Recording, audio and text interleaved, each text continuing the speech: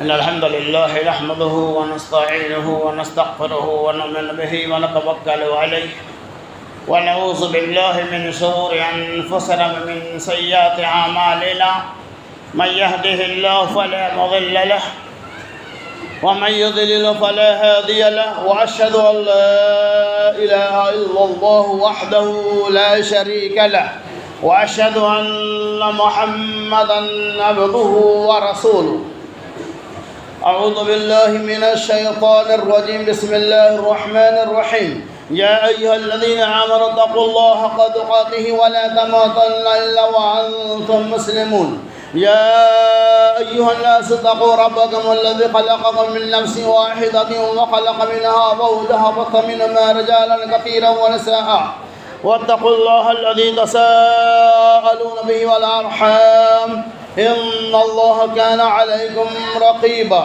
يا أيها الذين آمنوا اتقوا الله وقولوا قولا سديدا يصلح لكم أعمالكم ويغفر لكم ذنوبكم ومن يطع الله ورسوله فقد فاز فوزا عظيما. أما بعد فإن خير الحديث كتاب الله وخير الهدي هدي محمد صلى الله عليه وسلم وشر الأمور محدثاتها وكل محدثة بدعة وكل بدعة ضلالة وكل ضلالة في النار. بسم الله الرحمن الرحيم. لقد كان لكم في رسول الله أسوة حسنة لمن كان يرجو الله واليوم الآخر وذكر الله كثيرا. ہر قسم کی حمد و ثنا بڑائی اور کبریائی اللہ تبارک و تعالی کے لیے ہیں، جس رب العالمین کا ہمارے اوپر، آپ کے اوپر، تمام دنیا انسانیت کے اوپر انگنت اور بے شمار احسانات ہیں۔ ہم اللہ کی جتنی بھی تعریف اور توصیف بیان کریں وہ کم ہے۔ درد و سلام کے بے شبہ قیمتی نذرانے پیش ہو جملہ انبیاء علیہ الصلوۃ والتسلیم پر، بالخصوص ہمارے آخری نبی محمد رسول اللہ صلی اللہ علیہ وسلم پر۔ اللہم صلی علی محمد وعلی آل محمد کما صلیت علی ابراہیم وعلی آل ابراہیم انک حمید مجید۔ اللہم بارک علی محمد وعلی آل محمد کما بارکت علی ابراہیم وعلی آل ابراہیم انک حمید مجید۔ معزز سامعین کرام، جیسا کہ اس بات کو آپ جانتے ہیں کہ انسان جب اسلام میں داخل ہو جاتا ہے تو اس کے اوپر سے اپنی حکومت کا خاتمہ ہو جاتا ہے۔ یعنی جب ہم محمد رسول اللہ صلی اللہ علیہ وسلم کی کلمہ اور رسالت کے اقرار کر لیں گے تو پھر مجھے اپنی مرضی کے مطابق زندگی نہیں گزارنا ہوگا، بلکہ رب کے مرضی کے مطابق، نبی علیہ السلام کے احکامات کے مطابق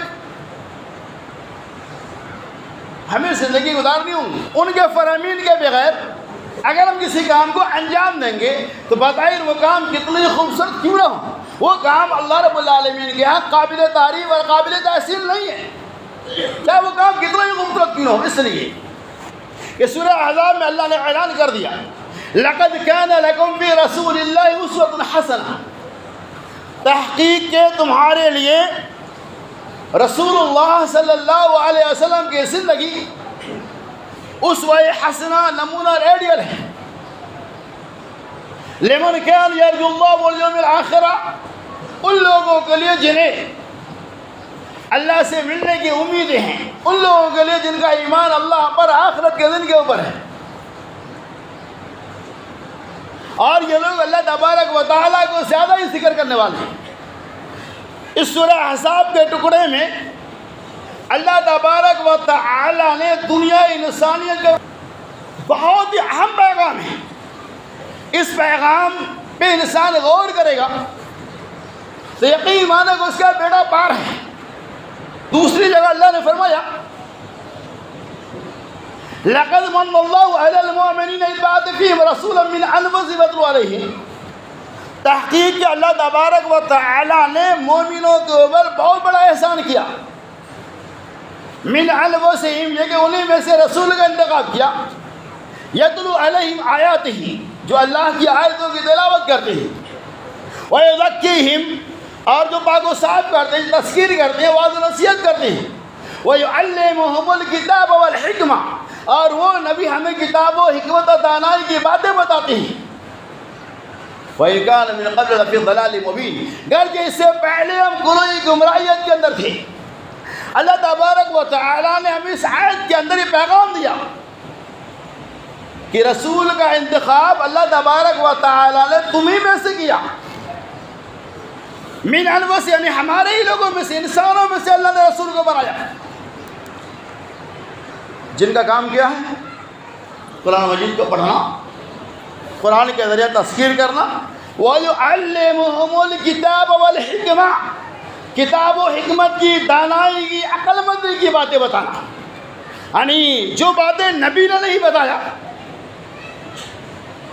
جو حکمت و دانائی کی تعلیم نبی نے نہیں دیا، وہ اگر امت دے رہی ہے بلا کسی دلیل کے تو اسے تسلیم نہیں کیا جائے گا۔ آج دیکھیے تو قرآن نے کہا وَيُعَلِّمُ الْكِتَابَ اور اس نبی نے آپ کو علم دیا، سکھایا، تعلیم دیا، تو جو تعلیم نبی نے نہیں دیا وہی تعلیم ہمارے لیے قابل عمل ہے۔ نبی کے تعلیم کے علاوہ اگر کوئی لاکھ تعلیم ہمیں دے اور اس تعلیم کے اوپر شریعت کی مہر لگی ہوئی نہیں ہے تو ہم اس تعلیم کو تسلیم نہیں کر سکتے۔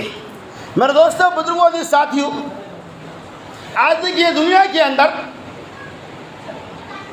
دین کے نام پہ بہت سارے رسم و رواج کو لوگ انجام دیتے ہیں۔ رسول اللہ صلی اللہ علیہ وسلم کی زندگی ہمارے لیے اسوہ حسنہ ہے، اس کے بغیر ہماری زندگی کامیاب نہیں ہو سکتی۔ یقیناً نبی صلی اللہ علیہ وسلم کی عام تمام دنیا انسانیت کے لیے خوشی و مسرت کی باتیں ہیں۔ نبی کی آمد میں کسے خوشی نہ ہو؟ وہ نبی جب دنیا میں آئے تو دنیا بالکل تاریخ تھا، دنیا کے اندر کفر و الحاد پھیلی ہوئی تھی، لڑکیوں کو زندہ درگور کر دیا جاتا تھا، قتل عام کی بیماریاں عام ہو چکی تھی، دو شیعوں کو زمین کے اندر دفن کر دیا جاتا تھا، بھائی بھائی میں نسل ہاں نسل تک جنگیں چلتی تھی، جہالت اور نادانی کوٹ کوٹ کر پھیلی ہوئی تھی۔ اس نبی کے آنے کے بعد رسالت پیغمبری کی چراغ سے آپ نے تمام تاریکیوں کو دور کیا اور کفر و ضلالت کو دور کر کے توحید و رسالت کو قائم کیا۔ بھلا اتنی ساری خوبیاں نبی کے بعد میں حاصل ہوئی تو کسے نہیں نبی کی آمد میں خوشی و مسرت ہو سکتی ہے؟ ایسا کون ایسا انسان ہوگا جسے خوشی نہیں ہوگی؟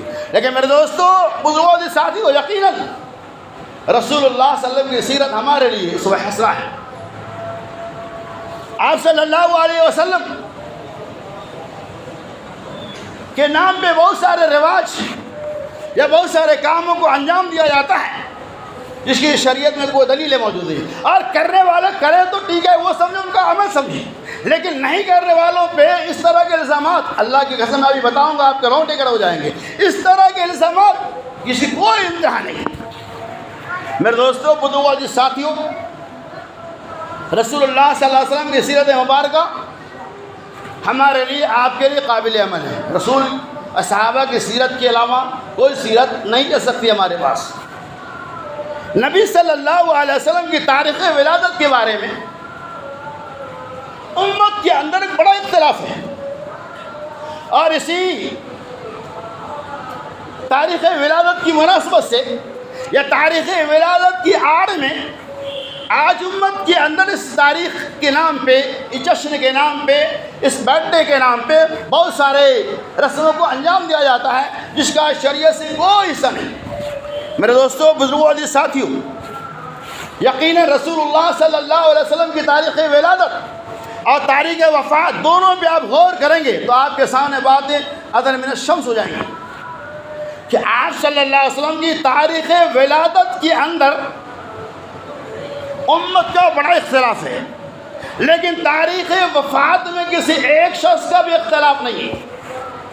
تاریخ ولادت آپ صلی اللہ علیہ وسلم کی پیدائش صبح صادق کے بعد طلوع آفتاب سے پہلے کوئی اختلاف نہیں. آپ صلی اللہ علیہ وسلم سوموار کے دن پیدا ہوئے، کوئی اختلاف نہیں. آپ صلی اللہ علیہ وسلم ماہ ربیع الاول میں پیدا ہوئے، کوئی اختلاف نہیں. آپ صلی اللہ علیہ وسلم پیر کے دن ہی وفات پائے، کوئی اختلاف نہیں. آپ صلی اللہ علیہ وسلم 12 ربیع الاول کو ہی وفات پائے، کوئی اختلاف نہیں. اختلاف کہاں ہے؟ 12 ربیع الاول کو پیدا ہوئے کہ نہیں ہوئے، اس کے بارے میں اختلاف ہے. یہ امت کا بہت بڑا المیہ ہے کہ آج نبی صلی اللہ علیہ وسلم کی تاریخ ولادت کے نام پہ جو لوگ خوشیاں مناتے ہیں وہ دوسرے کو تانا تشریح کرتے ہیں. حالانکہ آپ کے راؤنڈ اگر ہو جائیں گے کہ ان کی کتاب مولانا الیاس گھمن، میں نے ان کے کلپ سنا، انہوں نے اس ولادت ماشاءاللہ اس موضوع پر انہوں نے بحثیں کی ہے. انہوں نے ثابت کیا ہے کہ محمد رسول اللہ صلی اللہ علیہ وسلم کی تاریخ ولادت جو اصل ہے وہ 12 نہیں ہے. انہوں نے حوالہ دیا کہ ایسی کتاب کا مولانا الیاس گھمن نے لکھا ہے کہ وہ لوگ جو اعلیٰ حضرت عظیم البرکت رضا خانی احمد رضا خان بریلوی رحمۃ اللہ علیہ نے اپنی کتاب فتاوی رضویہ رسالہ کے اندر لکھا ہے کہ محمد رسول اللہ صلی اللہ علیہ وسلم کی تاریخ ولادت 8 ربیع الاول ہے. کتنے ربیع الاول ہے؟ 8 ربیع الاول ہے. بعض مفسرین محققین نے کہا کہ 9 ربیع الاول ہے، بعض اور بھی سلسلوں کے بھی قائل. بہرحال اختلاف یہ کہ تاریخ ولادت کے اندر اختلاف ہے، تاریخ وفات کے اندر امت کا اختلاف نہیں. تاریخ ولادت کے اندر اختلاف، تاریخ وفات کے اندر اختلاف نہیں ہے، پوری امت کا اجماع ہے.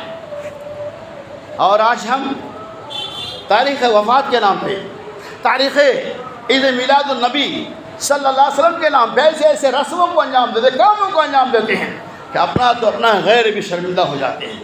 ہمیں ذرا بھی احساس نہیں ہوتا. ہم نبی کے نام پہ وہ سارے کام کرتے ہیں جو نبی نے نہیں کیا. میرے دوستوں بزرگوں، ان سے دلیلیں مانگو تو کیا کہتے ہیں؟ دلیلیں کیا کہتے ہیں؟ عاشق رسول کے قسموں پر یہ لکھا ہوا، یہ دلیلیں ان کی. اور دلیلیں کیا ہے؟ اللہ اکبر. ابو لہب نے نبی صلی اللہ علیہ وسلم کے ولادت کے بعد اپنی لونڈی سویبہ کو، یہ سویبیہ کو آزاد کر دیا. یہ بخاری کی روایت ہے. ختم بات، آزاد کر دیا تو کر دیا. پھر دوسری رات جو ان کے طرف منسوب کرتے انہوں نے خواب میں دیکھا ہر پیر کے دن ہمارے عذاب کے اندر کمی کیا جاتا ہے. اور مجھ سے پوچھا گیا تو میں نے یہ بتایا کہ میں نے نبی صلی اللہ علیہ وسلم کی ولادت کے بعد ان کی وجہ سے، ولادت کی وجہ سے میں نے صحابہ کو آزاد کر دیا، اس لیے ہمارے عذاب کے اندر کمی ہوتا ہے. یہ بات تو صحیح ہے کہ صحابہ کو آزاد کیا، یہ بات غلط ہے کہ آزاد کرنے کے بعد آپ کے عذاب میں تخفیف و موضوع ہے. ایسا کلام یہ ہے کہ اگر انہوں نے کیا تو اسی دن کیا. یہ دلیل ہے ان کے پاس کہ ابو لہب نے جب نبی کے ولادت کے بعد صحابہ کو آزاد کیا تو اس کے عذاب میں تخفیف ہو گئی. اور امت اگر اس چیز کے اندر اس کام کو انجام دے تو بھلا امتیوں کو اس کا فائدہ کیسے نہیں ہوگا. ایسے ہی اٹکل پچکل دلیلیں ان کے پاس رہتی ہیں. یہ بالکل من گڑت بات ہے. اگر ہے بھی صحیح تو یہ اسلام سے پہلے کی بات ہے، زمانہ جاہلیت کے وہ ہمارے لیے قابل عمل نہیں ہے. اور چلیے آگے. نبی صلی اللہ علیہ وسلم سے صحابہ نے پوچھا کہ یا رسول اللہ صلی اللہ علیہ وسلم، پیر کے دن آپ روزہ کیوں رکھتے؟ صحیح مسلم کی روایت ہے. آپ صلی اللہ علیہ وسلم نے فرمایا سوموار کے دن میری ولادت ہوئی اور سوموار کے دن ہی مجھے میری رسالت ملی، لہذا اسی لیے میں ہر سوموار کے دن روزہ رکھتا ہوں. تو پتہ کیا چلا؟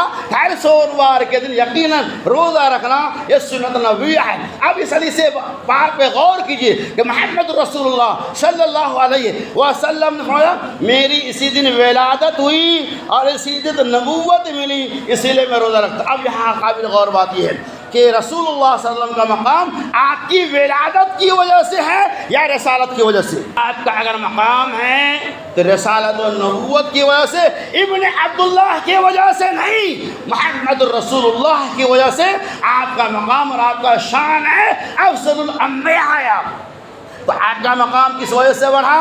آپ کی رسالت و پیغمبری اور نبوت کی وجہ سے. اس سے کیا پتہ چلا کہ آپ سوموار کے رسول کے چاہنے والے ہیں، عاشق رسول ہے. کوئی عرض نہیں، آپ ہر سوموار کو روزہ رکھو، ہر مسلمان رکھ سکتا ہے، کوئی مسئلہ نہیں ہے. لیکن ہم سوار کے اندر روزہ نہیں رکھیں گے اور نبی کے نام پہ ایسے ایسے کاموں کو انجام دیں گے جس کا سرا کہیں پہ نہیں ملتا. اور چلیے اور ایسے ایسے اشعار پڑھے جاتے اللہ کی پناہ. میں اس اشعار کی تشریح بیان کروں گا، پھر آپ دیکھیے کہ اس اشعار کا معنی مطلب کیا ہوتا ہے. کیا کہتے ہیں؟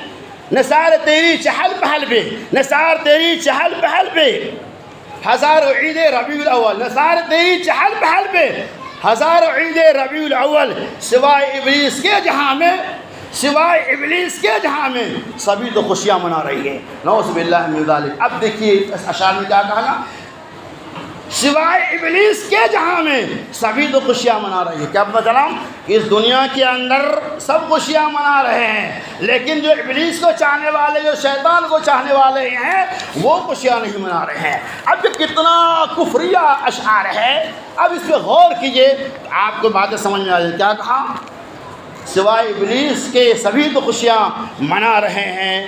اب اندازہ کیجئے ان لوگوں کا تخمینہ، ان لوگوں کی حالتیں کیا ہوں گی. اس شعر میں کیا کہا گیا آپ کو معلوم ہے؟ قرآن نے کہا لقد کان لکم فی رسول اللہ اسوۃ حسنہ، تحقیق تمہارے لیے رسول اللہ صلی اللہ علیہ وسلم کی زندگی اسوہ حسنہ، نمونہ ریڈیل ہے. جتنے نبی نے کیا، صحابہ نے کیا، ہمیں وہی کرنا ہے. اس اشعار کی روشنی میں کیا پتہ چلا؟ سوائے ابلیس کے جہاں میں سبھی تو خوشیاں منا رہے ہیں، یعنی ابلیس کے علاوہ سب خوشیاں مناتے ہیں. اللہ اکبر، کتنا کفریہ شعر ہے یہ. ابلیس کے علاوہ کون مراد ہے یہاں؟ آپ سے اگر پوچھا جائے دل کی گہرائی سے آپ جواب دینا کہ بتاؤ کیا ابلیس کے علاوہ کون لوگ ہیں؟ اور اللہ اکبر، نبی صلی اللہ علیہ وسلم کے جنم دن منایا جائے، نبی صلی اللہ علیہ وسلم کے تاریخ پیدائش منایا جائے، برتھ ڈے منایا جائے، اور اس کے خلاف دلیلیں نہیں، اور نہیں کرنے والوں کو کیا کہتے ہیں؟ یہ ابلیس کی جماعت، ابلیس ہے، یہ شیطان لعین ہے. میرے دوستو یہ کہاں تک گیا؟ آپ سوال پوچھا جائے گا کیا ابو بکر رضی اللہ تعالیٰ عنہ نے نبی صلی اللہ علیہ وسلم کی تاریخ ولادت منایا؟ حضرت عمر بن خطاب نے منایا، عثمان غنی نے منایا، علی نے منایا، حسن نے منایا، حسین نے منایا، فاطمہ نے منایا، تو تابعین نے منایا، ائمہ اربعہ نے منایا، ائمہ کرام نے منایا، محدثین اعظام نے منایا، مفسرین کرام نے منایا. تو آپ کا جواب کیا ہوگا؟ نہیں. یہی نہیں بلکہ اس کی جو ایجاد ہے وہ بعض مورخین کے حوالے سے 34 صدی ہجری کے اندر اور بعض مورخین کے حوالے سے 36 صدی ہجری کے اندر اس چیز کو وجود میں لائے گا. اس سے پہلے جو صحابہ کرام تھے، قرون الاول کے مسلمان تھے، تابعین تھے، محدثین تھے، ابو حنیفہ رحمۃ اللہ علیہ، امام شافعی رحمۃ اللہ علیہ، امام مالک رحمۃ اللہ علیہ، امام احمد بن حنبل رحمۃ اللہ علیہ وغیرہ اجمعین، اگر پوچھا جائے کیا ان لوگوں نے منایا تھا تو کیا جواب ہوگا؟ ہاں.